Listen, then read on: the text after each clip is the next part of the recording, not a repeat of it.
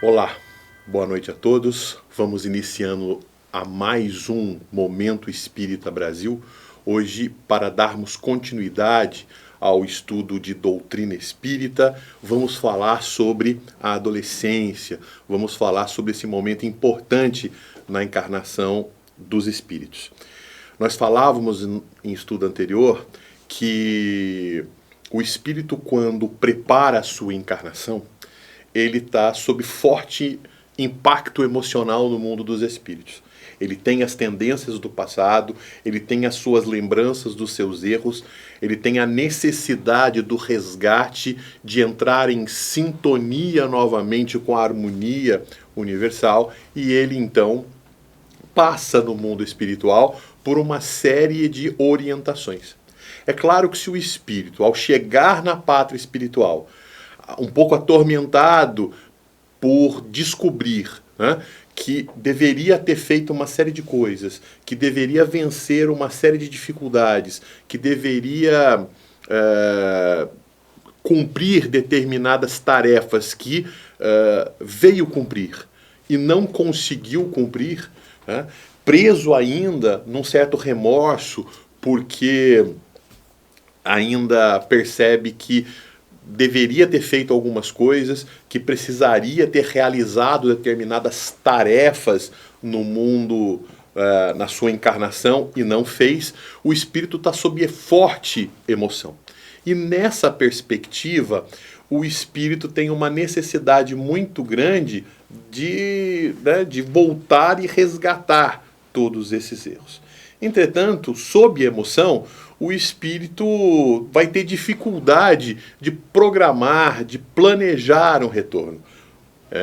Sob forte emoção, sob o remorso, sob as suas dores conscienciais, o espírito não vai ter condição, inclusive, de planejar isso, né? Ele quer se ver livre do seu tormento e, quando está assim, ele aceita qualquer coisa, mesmo sem parar para analisar se de fato ele consegue enfrentar as dificuldades que está prometendo enfrentar. Então, o espírito passa um tempo no mundo espiritual, né?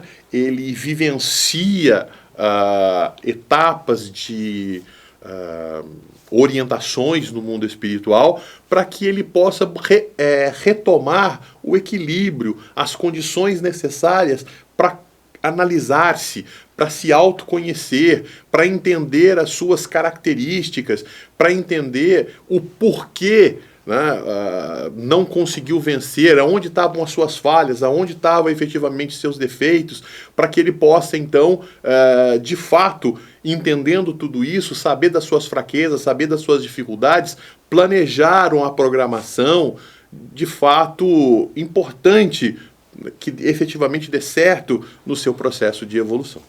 Então o espírito ele faz uma análise profunda. Algumas pessoas falam em tribunal de consciência depois do desencarne, né? É como se um tribunal fosse montado que julgasse essa pessoa. Não, a pessoa já chega no mundo espiritual com a sua consciência se julgando e se culpando e extremamente remoendo. Talvez seja essa a melhor descrição do inferno que Kardec nos oferece. Deus não cria um lugar para danação e para sofrimento dos espíritos. Não existe um lugar infernal que Deus cria para punir as suas criaturas. Deus é Pai, Deus é bondade, Deus é justiça. Ele jamais se vingaria dos seus filhos, por eles errarem, cometerem os seus defeitos. Haja vista que ele criou os espíritos simples e ignorantes dentro de um processo de evolução. Então faz parte do processo de evolução os seus erros. Então Deus é perdão, Deus é tolerância, Deus compreende o nosso processo de evolução e não criaria um lugar de danação, de sofrimento, de dores. Mas na verdade o espírito, quando chega no mundo espiritual, ele acorda sob os seus impulsos conscienciais de peso, né? De remorso, de saber que deveria ter feito algumas tarefas e não fez. Então lhe bate o arrependimento, lhe bate o desejo de fazer diferente, né? E esses momentos de dor, de dificuldades, são cruciais para o espírito, né? E podem ser entendidas como infernais.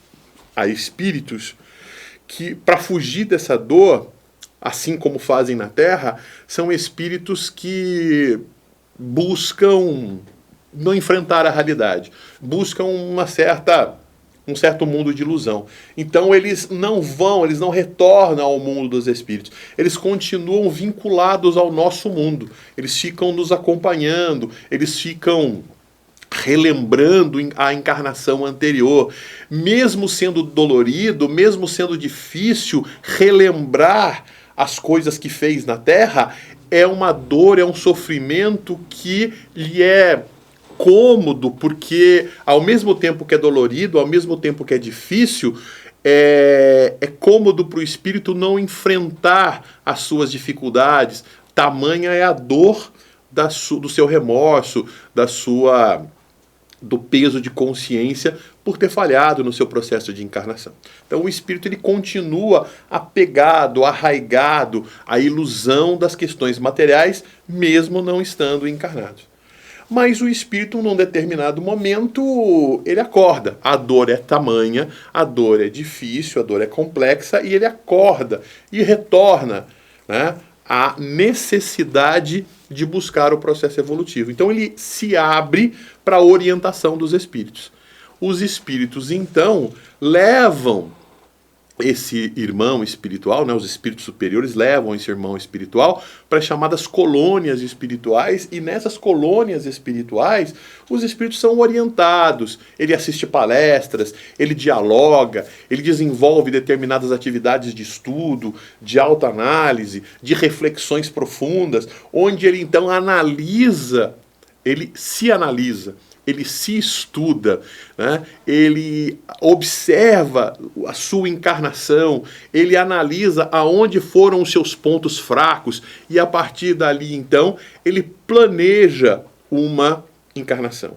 Ele planeja um projeto de provas e expiações para que ele possa retomar a sua vida e nessa retomada da sua vida ele possa vencer, ele possa ter uma trajetória vitoriosa e que faça com que ele, de alguma forma, resgate os seus erros do passado e volte a estar em harmonia. Então, o espírito, uma vez preparado, uma vez organizado, ele reencarna. E nós falávamos, né, que nesse momento da reencarnação, ele passa pelo período da infância. A infância, então, é um período importante onde o espírito, quando chega na carne, quando chega na matéria, o espírito ele tem a oportunidade de se esquecer do passado, se esquecer das suas encarnações anteriores. Isso acontece por quê? Porque ao chegar na carne, as vibrações espirituais, a sua capacidade, a sua sensibilidade, a sua percepção espiritual, ela é diminuta, porque ao entrar em contato com a carne diminui essa intensidade vibratória dos espíritos, essa energia, essa percepção, essa sensibilidade do espírito. E o espírito, então, ele, ao perder essa sensibilidade, ele tem uma diminuição na sua consciência, né? Ele tem uma limitação de consciência. Então essa capacidade de se ver, de se perceber, de se lembrar de encarnações anteriores desaparece, né? Ou minimiza. Então, ou seja, ele passa por um período de um descanso profundo, porque ele não se recorda, ele não se lembra. Então, o período da infância é um período de descanso, é um período onde o espírito ele ganha oportunidades de refazimientos de energia, é um grande tratamento para o espírito.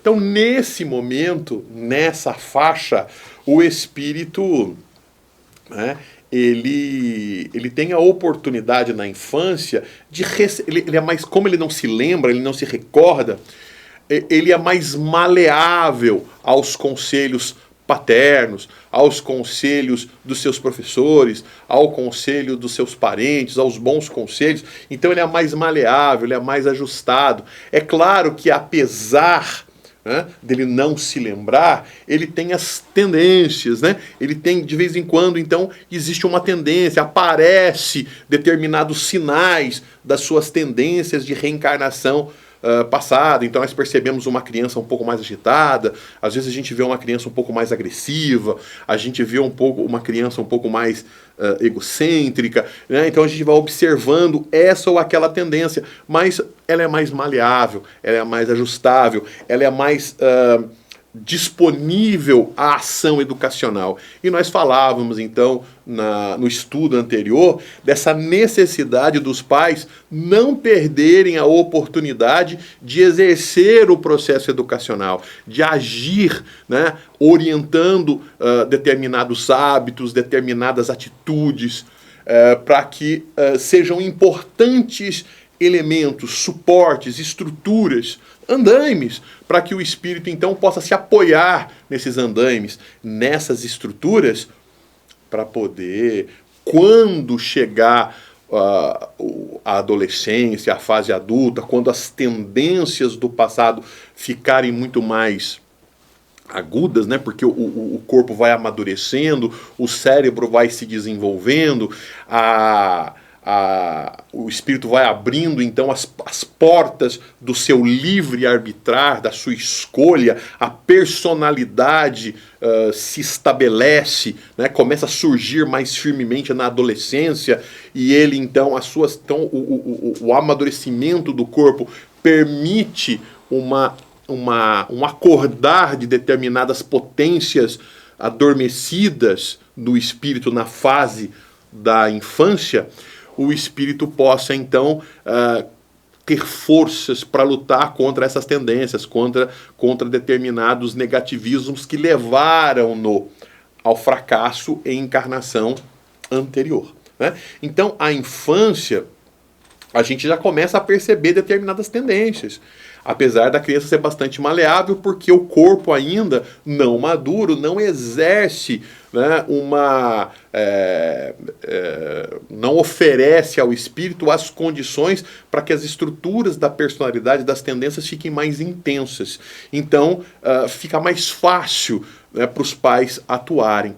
Então, a educação tem que se estabelecer aí. Então, a neurociência, os resultados na neurociência já mostram que mesmo na gravidez, com a criança ainda no ventre materno, ela já responde a determinados estímulos. Então, o processo educacional pode ser iniciado mesmo com a criança no ventre materno. Então, diálogos com essa criança, né?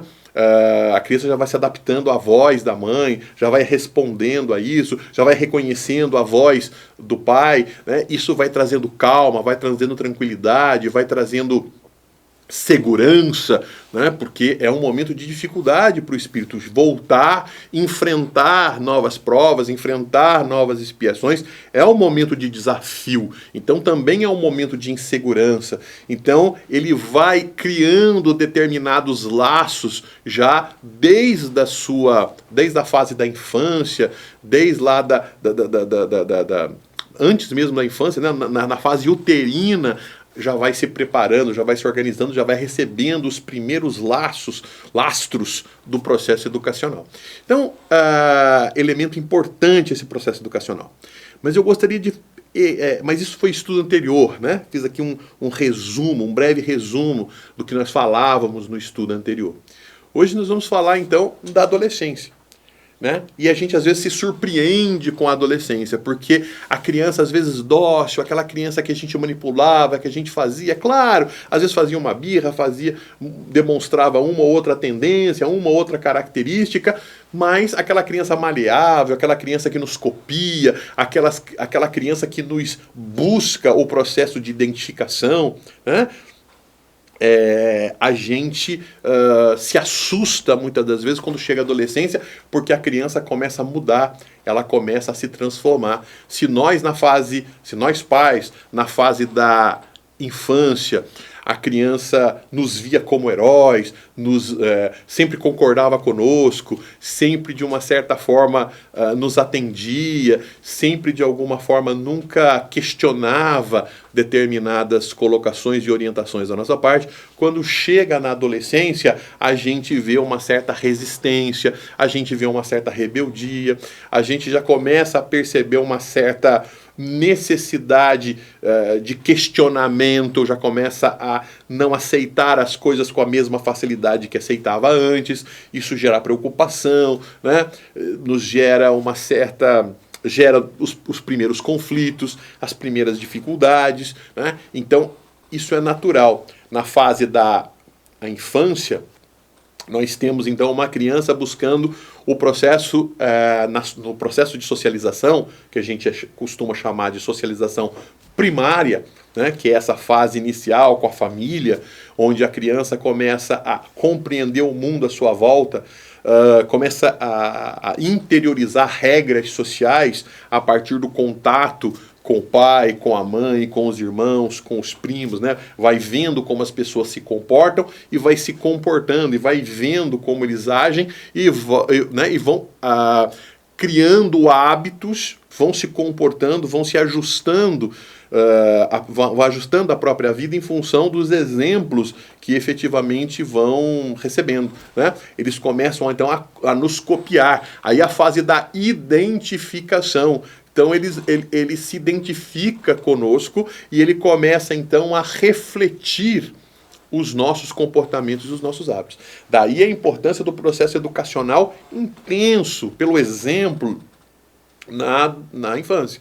Então, se nós queremos uma criança que leia, a gente tem que ler, né? A gente tem que criar o hábito da leitura. A criança precisa ver a gente com o livro na mão, a gente precisa pegar a criança, colocar no colo, ler para ela, né? Abrir o livro, desenvolver a satisfação nela de ler o livro, do hábito, né? Assim como nós desenvolvemos o hábito de escovar os dentes, como nós desenvolvemos o hábito, né, de lavar o rosto quando acorda, enfim, nós desenvolvemos determinados hábitos básicos de higiene, né, tomar banho e tudo mais. Nós também podemos criar e desenvolver hábitos morais importantes que vão nos ajudar a determinadas atitudes. Então, o hábito da prece, né? Então a criança, ela desenvolve o hábito da prece e vai sentir, e quando ela se habitua a isso ela vai estar acostumada. Mais tarde vai ser mais difícil de se habituar, né? Por conta exatamente dessa rebeldia natural do acordar da adolescência. Mas na fase da identificação, ela tem a tendência então de copiar os hábitos, de identificar os hábitos. Quando chega na adolescência, a criança que gosta de ser identificada na fase da infância, você parece com seu pai, você parece com a sua mãe, né? Então ela é filha de alguém e ela adora isso. Quando vai chegando na fase da adolescência, a criança vai buscando o que nós chamamos de alteridade. Ela quer uma identificação própria, ela quer se distinguir, faz parte do processo de formação da sua personalidade. Ela começa então a querer se distinguir dos demais membros da família, né? Então agora eu faço parte dessa família, mas eu não sou iguais a eles, né? Então eu tenho a necessidade agora de uma alteridade, de ser o outro no processo das relações. Então ele não busca mais só a identidade, ele busca os processos de alteridade, né?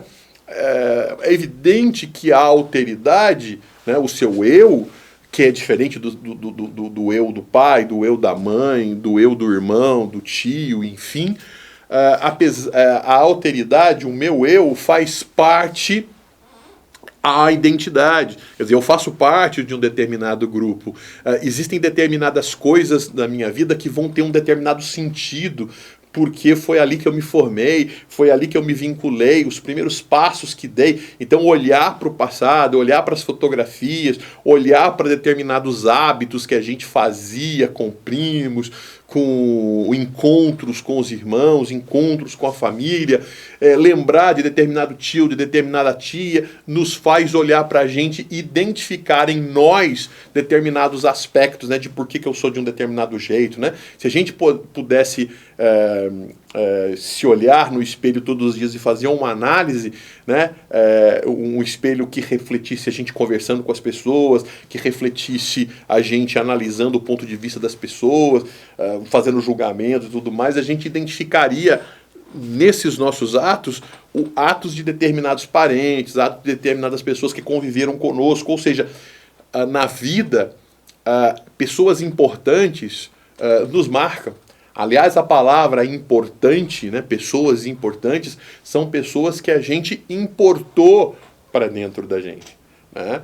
São pessoas, e essas pessoas importantes nem sempre elas são elevadas moralmente, porque nós não somos perfeitos. Então nós incorporamos a pessoa e trazemos para nós as tendências positivas e trazemos também os exemplos negativos, né? E quando a gente parar para fazer uma análise do nosso comportamento, a gente pode, então, selecionar aqueles hábitos, aquelas características positivas que a gente quer manter e aquilo que a gente quer expurgar, que a gente não quer ter dentro do nosso espírito. Mas como na maioria das vezes nós julgamos o que nós olhamos e o que nós olhamos é sempre o outro, nós desejamos que os outros mudem. Nós questionamos um parente, nós duvidamos de um parente, nós achamos aquele parente chato, nós achamos aquele parente inconveniente, sem perceber que muito daquele parente está dentro da gente. Mas como a gente julga externamente, a gente não julga internamente, a gente não faz os processos reflexivos, a gente acaba não enxergando essas falhas em nós mesmos, né? Então, na fase da alteridade, o processo educacional muda. Se na infância a ideia era buscar, então, um processo de reflexão de comportamentos, né? Entender que a criança ela copia comportamentos, a ideia agora na adolescência é fazer, né, com o acordar das potencialidades do espírito, é fazer com que esse espírito, então, desenvolva a capacidade de reflexão, de olhar para dentro, né, de não só olhar para fora. Eu queria chamar a atenção de vocês para dois aspectos importantes que a psicologia já identificou. Na verdade, a psicanálise identificou. Sobre o ser humano, né? Sobre o comportamento humano, sobre a mente humana, sobre a maneira com que a gente lida com as nossas questões. E Kardec faz eco com essas concepções. Lembrando que Kardec é mais antigo que a psicanálise, é mais antigo que a psicologia, né? Então, o que a gente aprende com isso? Os seres humanos, a mente. E quando eu estou falando da mente, eu estou fazendo uma separação aqui do cérebro, né? Então, você tem da mesma forma que você tem o computador, e o computador, para funcionar, se você abrir aqui o computador, você vai ver uma porção de circuitos eletroeletrônicos funcionando, ele só funciona com esses circuitos eletroeletrônicos. Se um componente desse queimar, se um componente desse falhar, o computador já não funciona adequadamente, né? Esse computador também, sem um software, ou seja, sem um programa de computador, ele não faz algumas coisas. Então ele pode ter um programa de computador que faz tabelas, que faz cálculos, que faz gráficos, mas se ele não tiver um programa de computador que escreva textos, ele vai fazer os cálculos, ele vai fazer as tabelas, ele vai fazer os gráficos, mas ele não vai escrever textos, né? Você vai precisar instalar um programa que ensine o computador como ele me oferece condições de escrever textos nele, por intermédio dele. A mente funciona da mesma forma. Quando a gente abre o cérebro de uma pessoa que já faleceu, que já desencarnou, a gente vai ver lá uma série de estruturas do cérebro humano que a gente vai chamar então de hardware. Mas a mente humana, ela funciona com saberes, ela funciona com pensamentos, ela funciona com lembranças, ela funciona com determinados aspectos com emoções, não é isso? E cada indivíduo, então, apresenta um determinado comportamento mental que aciona esse cérebro físico. E isso faz a gente ser um diferente do outro. É o espírito dentro desse processo. Então tem muita gente então que faz uma analogia entre mente e espírito, mente e alma. né, como sendo elementos, elementos então que dão essas características. Kardec mostra que é da alma, entendendo que alma é o espírito encarnado. Então, ou seja, essa mente ela é produto, claro, do espírito encarnado, mas misturado com as tendências da sua encarnação, misturados com as tendências que ele recebeu na atual encarnação, as influências que ele recebe na atual encarnação. Afinal, nós somos espíritos inferiores, somos espíritos que recebemos as influências. É claro que se fosse um espírito como Jesus, as influências materiais inferiores seriam pequenas sobre ele, porque ele é um espírito, né, que já superou essas influências menores. Mas nós ainda não superamos essas influências menores, então nós somos mais manipuláveis. Então, nós podemos dizer que o cérebro, a mente humana, ela funciona a partir de duas estruturas básicas, duas funções básicas, que a gente chama, então, do indivíduo que funciona, que analisa as coisas de uma forma interiorizadas, né? E existem aquelas pessoas que são mais exteriores, né? Que interagem mais exteriormente com as pessoas. Então, existem aquelas pessoas que são... Não é a mesma coisa que timidez, né? Timidez é um problema de lidar com as outras pessoas. As pessoas mais interiorizadas, elas não são pessoas que são tímidas. Elas podem saber lidar com as outras pessoas. Elas só prefere, na maioria das vezes, fazer uma reflexão muito particular, pessoal, antes de ter uma ação mais exterior com as outras pessoas, mais comunicativa com as pessoas. Ela tem uma comunicação mais interiorizada com as pessoas. Enquanto que há pessoas que elas já são mais comunicativas, exteriores, elas têm uma preferência de interagirem mais amplamente com as pessoas, do que fazer esse processo mais reflexivo, interior. Não é isso?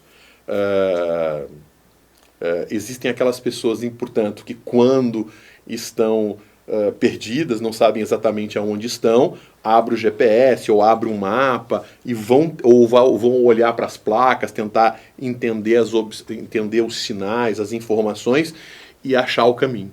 E existem pessoas que não vão preferir olhar para esses sinais, já pergunta para a pessoa local mesmo para obter essa resposta. Então, são pessoas que... é a diferença dessas duas pessoas, né? Essas pessoas mais, digamos assim, interiorizadas, né? Pessoas mais voltadas para o processo interior, diferente daquelas pessoas que são mais exteriores, né? Que têm uma comunicabilidade maior, então funcionam dentro desse processo. As pessoas que são mais interiores, né, que tem essa questão mais interior, mais reflexiva, mais na delas, são pessoas que funcionam dois aspectos importantes. Todos nós somos, hein? Todos nós temos essa mesma direção exterior e interior. Existem determinados momentos que nós precisamos, mesmo sendo comunicativos, exteriores, nós precisamos do momento sozinho.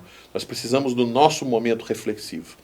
Assim como, por mais tímido que eu seja, veja, né? Por mais interior que eu seja, existe o meu momento em que eu falo, em que eu sou comunicativo, né? Existe mesmo naquelas pessoas em que ela confia, né? Aquelas pessoas mais fechadas, mais interiorizadas, aquelas pessoas que preferem observar mais do que falar. Existem para algumas pessoas que elas falam, que elas dizem, que elas comentam, né? Que elas confiam mais. Então, isso é algo natural, é algo comum. Mas nós temos essas duas dimensões. Uns mais exteriores, então nós podíamos dizer que algumas pessoas têm 55%, são 55% mais exteriores, mas isso não significa que os outros 45% de interioridade não existam. Assim como existe algumas pessoas que são 60% interiores, mas têm lá os seus 40% de exterioridade. Então, isso faz parte da natureza do indivíduo. O indivíduo, então, quando ele é mais, no momento em que ele é mais exterior, comunicativo, em que ele está nas relações de interação com o mundo, nas interações sociais mais intensas, esse indivíduo, então, ele... dois aspectos são importantes para ele. Dois aspectos importantes se destacam na sua ação com o mundo. É a intuição e a sensação. Né? A intuição e a sensação. O indivíduo, então... Por quê? Porque a intuição é tudo que vem de fora dele.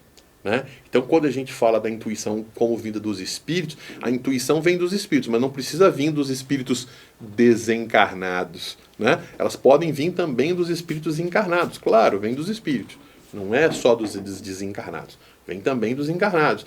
Então, quando a gente é mais exteriorizado, quando a gente prefere a relação, conversar, dialogar, questionar as pessoas e tudo mais, interagir com as pessoas, a gente é mais propenso a receber de fora, né, as informações, os elementos que as pessoas nos dão. Então nós recebemos mais intuições das outras pessoas, né? Coisas que vêm, informações, elementos que vêm de fora, que são externas a nós próprios. Porém, existem também as sensações, né? Então, pelos nossos órgãos dos sentidos, nós sentimos coisas. E na interação com as pessoas, nós sentimos coisas agradáveis, nós sentimos coisas desagradáveis. E nós percebemos que essas sensações agradáveis podem ter diferenciações. Alegria, satisfação, prazer, né? Estar sentindo prazer e estar sentindo alegria nem sempre é a mesma coisa. Você vai começando a perceber as diferenças desses elementos. Mas são coisas que são sensações.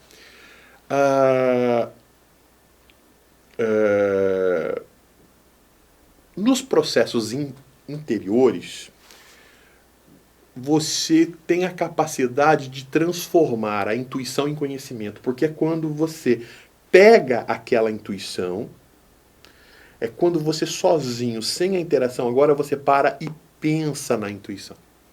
Você pensa naquilo que veio externo, exterior a você. E você processa aquilo, e você relaciona com aquilo, com as coisas que você já aprendeu, com as coisas que você já viveu, com as coisas que você já percebeu. E aí você tem a possibilidade, portanto, de refletir sobre a sua vida, você tem a possibilidade de transformar aquelas informações, aquelas intuições, né? Essas informações que vêm de fora, e as transforma em conhecimento. Perceba que se você não tiver esse momento interior na sua vida, muitas das coisas que você recebe, elas não se transformam em conhecimento, elas passam. Então, uma aula em que você assiste e você vê e você fica embevecido com as coisas que você aprendeu, você pode até adorar aquela aula, mas se você não tiver um momento em que você para, estuda, analisa, lê, reflete sobre aquilo, você não transforma aquilo em conhecimento. Então, logo, logo você esquece. Por isso que o professor ele dá a aula e passa uma tarefa, e passa uma determinada atividade. Para quê? Para que você possa ter o seu momento de interiorização, ter o seu momento de reflexão sobre aquilo, para transformar a intuição em conhecimento, em saber. Muito importante para você. E também é importante que você tenha esse momento interior para que também você transforme a sensação em sentimento. Então você é capaz de perceber aquele momento de sensação e identificar aquilo que você gosta, que você quer para a sua vida, e que são aquelas sensações que você gostaria de sempre estar vivendo.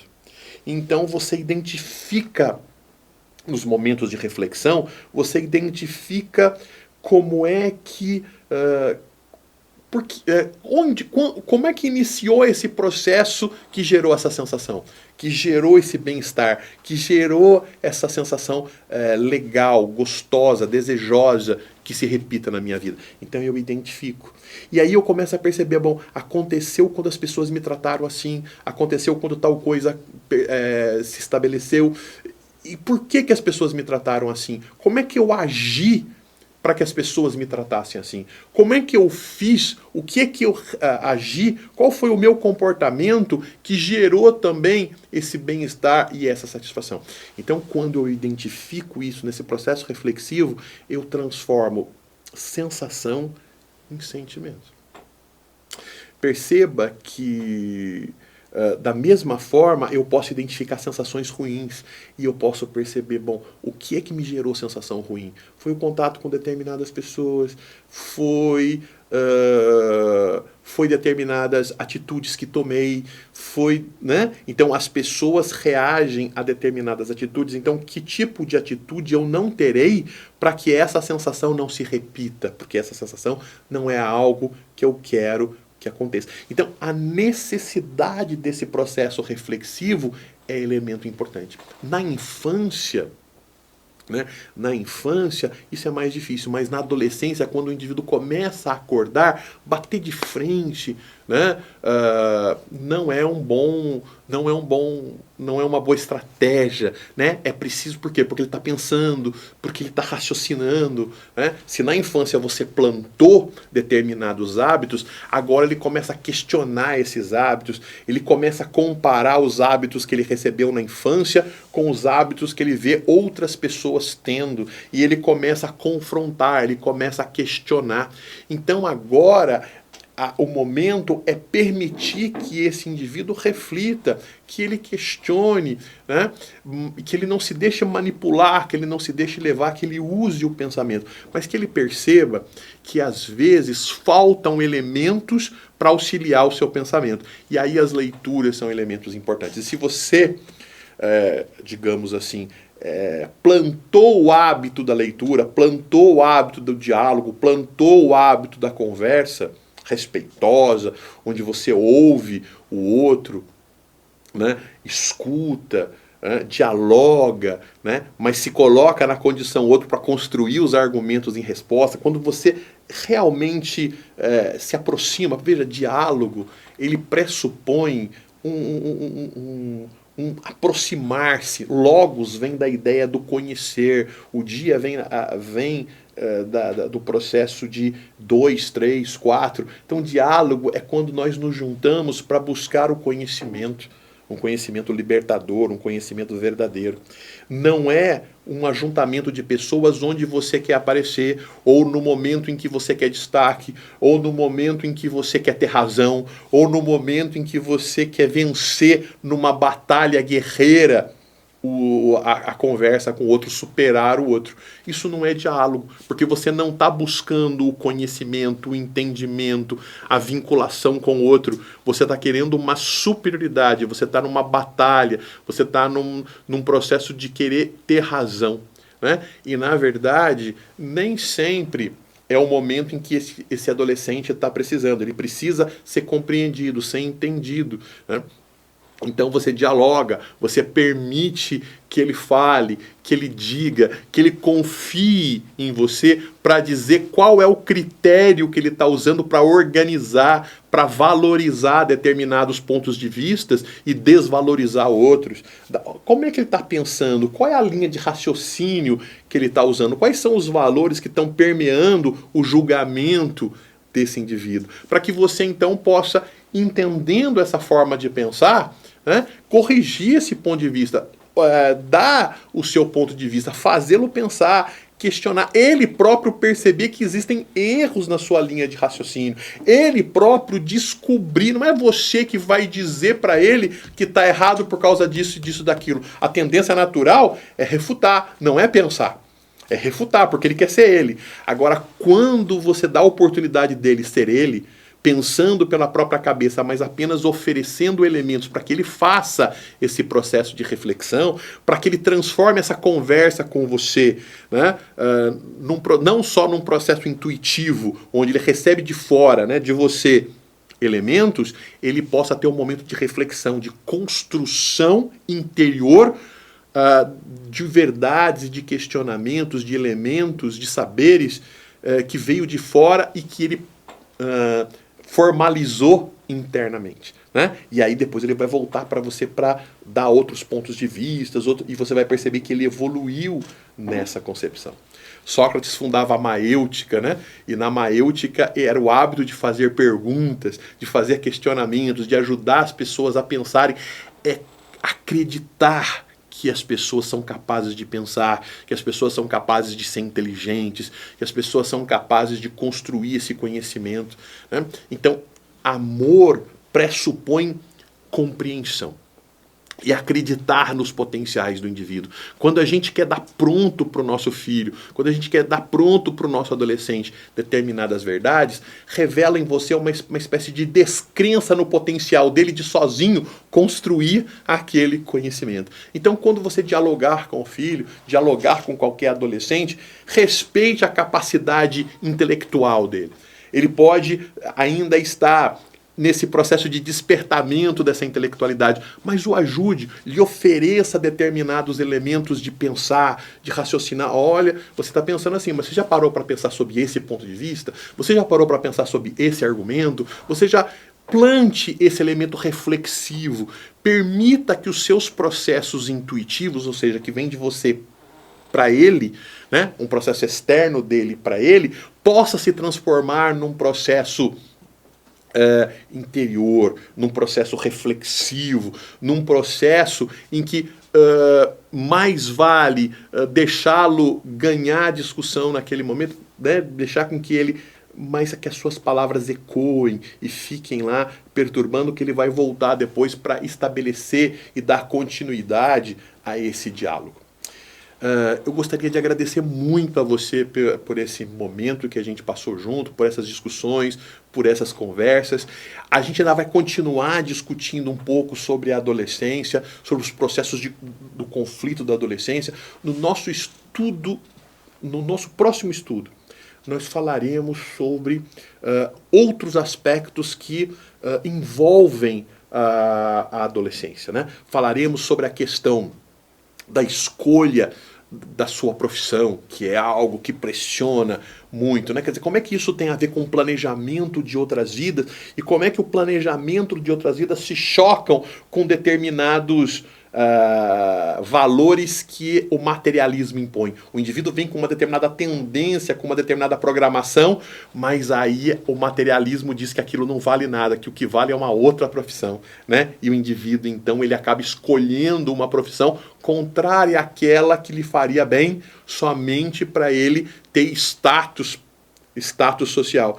E aí ele não consegue ser um bom profissional porque ele não é aquilo pelo qual ele veio desenvolver os seus potenciais, e ele tem uma vida ruim, triste, porque ele não faz aquilo que efetivamente gosta e que vai trazer grandes contribuições para ele. Então, como é que a gente ajuda esse jovem a fazer a sua melhor escolha nos seus aspectos profissionais, né? Como é que a gente contribui nesse aspecto? Como é que a gente ajuda esse jovem com os conflitos sexuais, né? Nós vemos falar muito hoje sobre a questão da homossexualidade, né? E de uma variação do gênero. Então, como é que a gente entende isso à luz do Espiritismo, né? A homossexualidade é algo natural? Como é que o Espiritismo entende a questão da homossexualidade, né, que vai surgir aí no início da adolescência, finalzinho da infância, início da adolescência. Então nós vamos o explodir da sexualidade heterossexual, né, os impulsos, os desejos sexuais, a gravidez precoce, né, a vida sexual, a questão do namoro, a questão do casamento, a vida que ele vai planejar, né, os insucessos amorosos, a dificuldade de lidar com as questões amorosas. Então, a questão da adolescência, ela é muito mais ampla do que apenas essa primeira parte, que na verdade é uma introdução à questão da adolescência. Mas nos nossos próximos estudos, nós vamos estar trabalhando cada um desses tópicos, né? A questão da homossexualidade, a questão da heterossexualidade, a questão do namoro, do casamento, da questão da prática sexual, enfim, nós vamos estar falando da escolha das profissões, né? Da formação da família, enfim, de como é que o espírito agora encarnado ele vai guiando. Espíritos que muitas das vezes na adolescência também começam o aparecimento de determinados aspectos mediúnicos. E o que é a mediunidade? Quais são as características disso? Nós estaremos falando sobre esses aspectos em estudos posteriores. Mas por hoje é isso. Eu espero que de alguma forma você tenha gostado, né? Que o que nós falamos hoje tenha trazido alguma contribuição para a sua vida, para a vida na sua relação com seus filhos, né, com os adolescentes que estão à sua volta, com as crianças que estão à sua volta. E eu espero você, aguardo você para o próximo Momento Espírita Brasil. Até lá.